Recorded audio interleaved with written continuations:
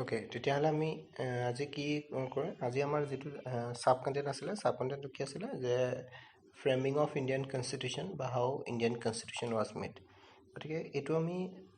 পঢ়িবলৈ যাওঁতে আমি আচলতে জানো যে আমাৰ যিখন পেপাৰ হয় সেই পেপাৰখনৰ নামেই ইণ্ডিয়ান কনষ্টিটিউশ্যন, হয়নে? আমাৰ মেকিং অফ ইণ্ডিয়ান কনষ্টিটিউশ্যন কেনেকৈ প্ৰস্তুত কৰা হৈছিল ভাৰতীয় সংবিধানখন। এতিয়া ইয়াৰ বিষয়ে পঢ়িবলৈ যাওঁতে আমি আচলতে দুটামান কথা আমি মনত ৰাখিব লাগিব যে আমি যেতিয়া ইণ্ডিয়ান ইণ্ডিপেণ্ডেঞ্চৰ যিটো পাৰ্টটো পঢ়িছিলোঁ আমাৰ মনত আছে তাত কেবিনেট মিছনৰ বিষয়ে আমি এটা পঢ়িবলৈ পাওঁ, হয় নাই? কেবিনেট মিছন কেতিয়া ভাৰতলৈ আহিছিলে বা কেবিনেট মিছনৰ কি কাম আছিলে। এতিয়া সেই কেবিনেট মিছনৰ কথা অলপমান আমি পঢ়িবলৈ পাম যে কেবিনেট মিছনে কেনেদৰে কি পৰামৰ্শ দিছিলে বা কেবিনেট মিছনে কেনেদৰে এখন সংবিধান সভা গঠনৰ পৰামৰ্শ দিছিলে আৰু এই সংবিধান সভাই কি কাম কৰিছিল আৰু এই সংবিধান সভাখনৰে আচলতে তেওঁলোকে এটা দিছিলে যে তোমালোকে কি কৰিবা, সংবিধান সভা গঠন হোৱাৰ পাছতে এখন ভাৰতীয় সংবিধান তোমালোকে প্ৰস্তুত কৰি উলিয়াবা। মানে ভাৰতীয় সংবিধান, আৰু আমি জানো সেইটো সময়ত কি আছিলে, ভাৰতখন আনডিভাইডেড হৈ আছিলে, মানে অবিভাজন হৈ আছিলে। ভাৰতখন অবিভাজন হোৱাৰ ফলত কি হৈছিলে, তাত কনষ্টিটিউণ্ট এছেম্বলি মানে এখন সংবিধান সভা গঠনৰ পৰামৰ্শ দিছিলে আৰু পৰামৰ্শৰ মতে কি হৈছে বিভিন্ন ভাষা ভাষী লোক তাত থাকিব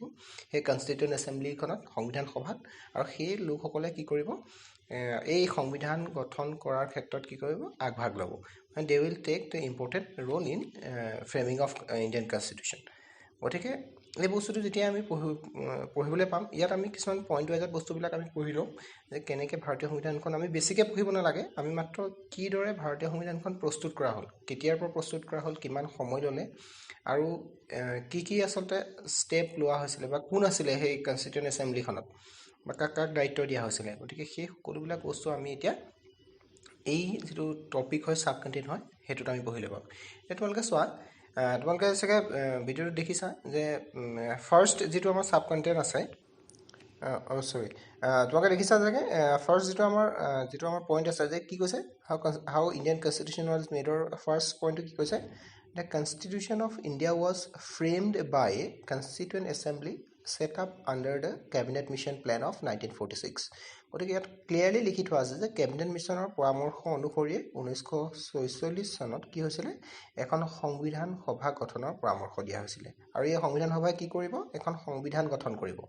ভাৰতৰ বাবে এখন সংবিধান গঠন কৰিব কোনে, সংবিধান সভাই। আৰু এইটো কেবিনেট মিছন প্লেন, যেতিয়া কেবিনেট মিছন ভাৰতলৈ আহিছে 1946 চনত।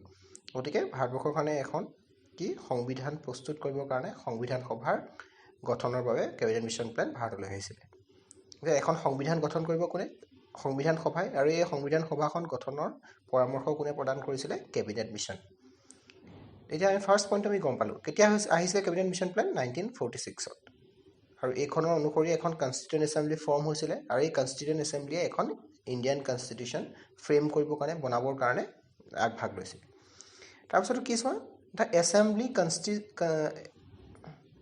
The assembly consisted of 389 members representing British provinces 292, princely states 93. আৰু আমি সেইটো সময়ত জানো, আৰু সেইটো সময়ত কি জানো যে আমি যদি পঢ়িছোঁ যে সেইটো সময়ত এছেম্বলি কনচিষ্টেড 389 মেম্বাৰ, 389জন সদস্যৰে গঠিত আছিলে, আৰু তাৰ ভিতৰত 292খন আছিলে ব্ৰিটিছ প্ৰভিঞ্চেছ, মানে ব্ৰিটিছৰ শাসনৰ অধীনত থকা, আৰু বাকী 93খন আছিলে কি ৰাজশাসিত এলেকা, মানে ৰজাৰ শাসন কৰি থকা এলেকাৰ পৰা, আৰু 292খন হ'ল ব্ৰিটিছে নিজে শাসন কৰি থকা এলেকাৰ পৰা। গতিকে ৰাজশাসিত এলেকা কেইটা আছিলে, 93খন প্ৰিন্সলি ষ্টেট, আৰু 292খন আছিলে ব্ৰিটিছ প্ৰভিঞ্চেছ। গতিকে টোটেল 389 মেম্বাৰ্ছ। চৰি, এইটো 389 হ'ব নালাগে, 385 হ'ব লাগিছিলে একচুৱেলি, 385 বুলি লিখি ল'বা, 389 আহিছে। তাৰপিছত নেক্সটটো আমি কি পালোঁ, নেক্সটটো পালোঁ the assembly held its first meeting on December 9, 1946 and elected doctor Sachchidananda Sinha the oldest member of the assembly as the provisional president. আৰু কি হ'ল, ইয়াৰ ফাৰ্ষ্ট যিখন মিটিং হৈছিলে কাৰ, কনষ্টিটিউৱেণ্ট এছেম্বলিৰ, এইখন হৈছিলে 9 ডিচেম্বৰ 1946ত। 1946 চনৰ 9 ডিচেম্বৰত সংবিধান সভাৰ প্ৰথমখন বৈঠক অনুষ্ঠিত হৈছিলে। আৰু কি হৈছিলে, and elected doctor Sachchidananda Sinha the oldest member of the assembly as the provisional president. আৰু তেওঁ কি কৈছে, প্ৰভিজনেল মানে তেওঁ খুব ক্ষণস্থায়ী হিচাপে সেই সময়ৰ মানে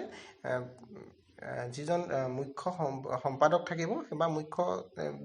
ব্যক্তি থাকিব সেইজন সচিদানন্দ সিনহাক দিয়া হৈছিলে ক্ষণস্থায়ী মানে তেওঁ অকণমান সময়ৰ কাৰণেহে থাকিব গতিকে প্ৰভিজনেলি তেওঁ কি কৈছে প্ৰেচিডেণ্ট হিচাপে ইলেক্ট কৰিছিলে তাৰপিছত কি কৰিলে on December 11 1946 the assembly elected doctor Rajendra Prasad at its permanent chairman আৰু কি কৰিলে পাৰ্মানেণ্ট চেয়াৰমেন কাক কৰিলে যে আমাৰ যিজন ৰাজেন্দ্ৰ প্ৰসাদক কি কৰিলে পাৰ্মানেণ্ট চেয়াৰমেন হিচাপে ৰাখিলে মানে তেওঁ আমি জানো the first president of India বুলি যদি কওঁ আমি কাক কওঁ ডক্টৰ ৰাজেন্দ্ৰ প্ৰসাদক আৰু ৰাজেন্দ্ৰ প্ৰসাদৰ সেইটো সময়ত কনষ্টিটিউশ্যন যিখন সংবিধান সভা আছিলে এই সংবিধান সভাৰো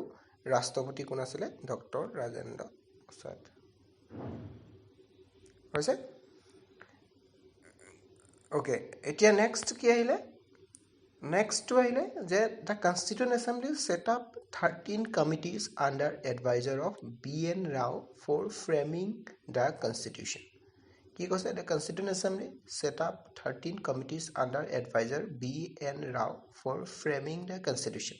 গতিকে তাত কি আছিলে কনষ্টিটিউণ্ট এছেম্বলিয়ে 13খন আচলতে কমিটি বনাইছিলে 13খন কমিটি কি কাৰণে বনাইছে যে B.N. Rao যিজন আছিলে মুখ্য উপদেষ্টা বুলি কৈছে তেওঁ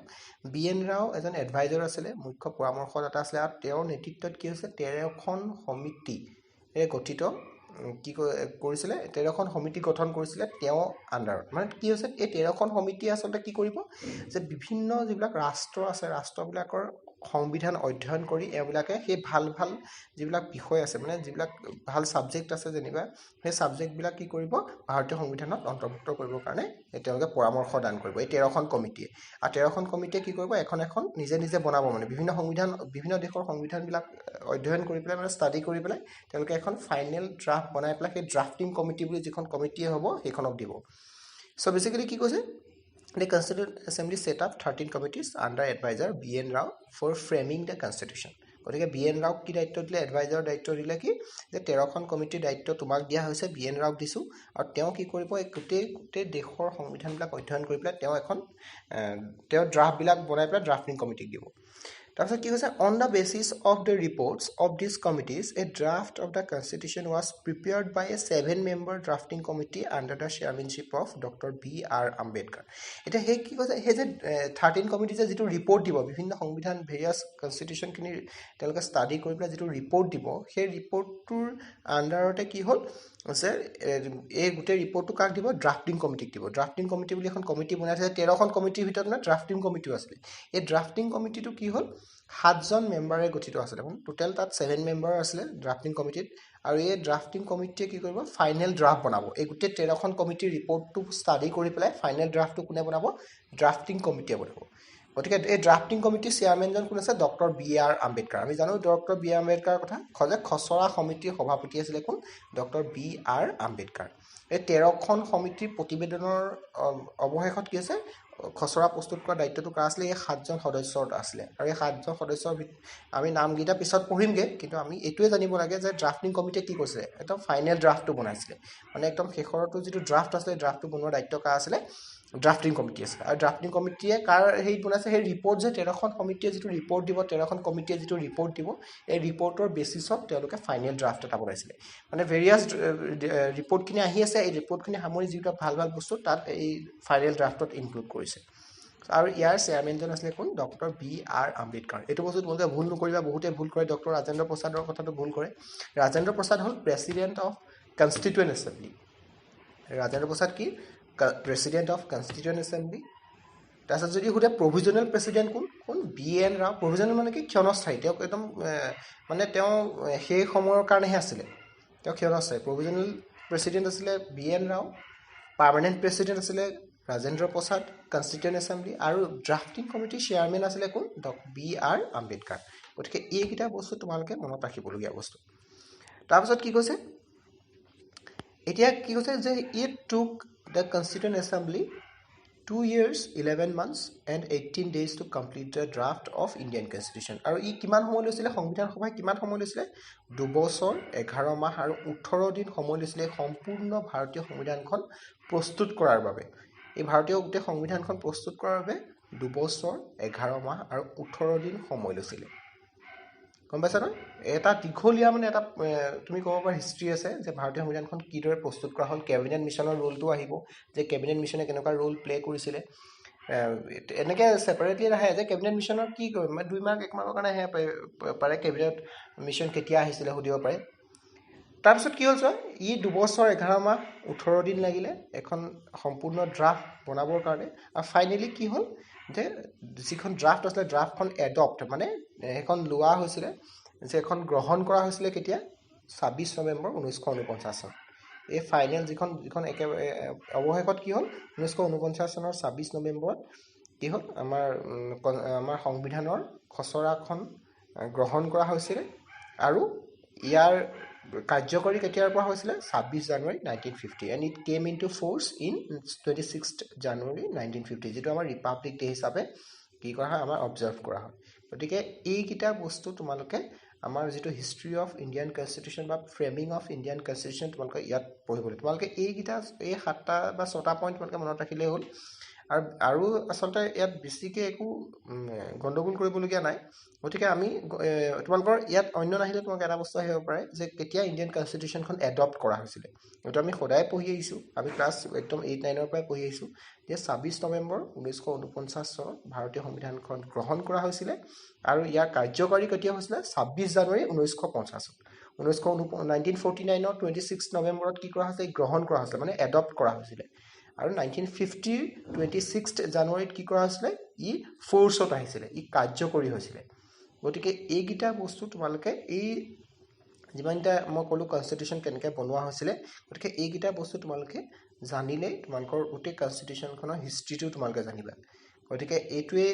আমি আজি হাউ ইণ্ডিয়ান কনষ্টিটিউচন ৱাজ মেড তোমালোকক মই এইটো বস্তু নোটছ হিচাপে দি দিম কিন্তু মই আজি এইটো বস্তু দিছোঁ তোমালোকে ইয়াৰ পৰাও লিখি ল'ব পাৰা কিন্তু কিবা যদি বুজিবলগীয়া থাকে তোমালোকে তেতিয়াহ'লে মোৰ পৰা বুজি ল'বা গতিকে কেবিনেট মিছনৰ কথা তোমালোকে যদি আৰু পাৰা কিবা এটা বস্তু পঢ়িবা কেবিনেট মিছন ৰিকমেণ্ডেশ্যনখিনি আৰু আছিলে কিবা কিবি গতিকে সেইখিনি বিষয়ে পঢ়িবা এইখিনিতো কনষ্টিটিউশ্যন এছেম্বলিৰ কথাই পঢ়িলোঁ আমি কনষ্টিটিউশ্যনখন কেনেকৈ বনালে কিদৰে বনোৱা হ'ল গতিকে তোমালোকে সেই বস্তুটো পঢ়ি তাৰপিছত আমাৰ নেক্সট যিটো ছাব কণ্টেণ্ট আহিব সেইটো হ'ব চ'ৰ্চেছ অফ ইণ্ডিয়ান কনষ্টিটিউশ্যন অৰ্থাৎ ভাৰতীয় সংবিধানৰ উৎসসমূহ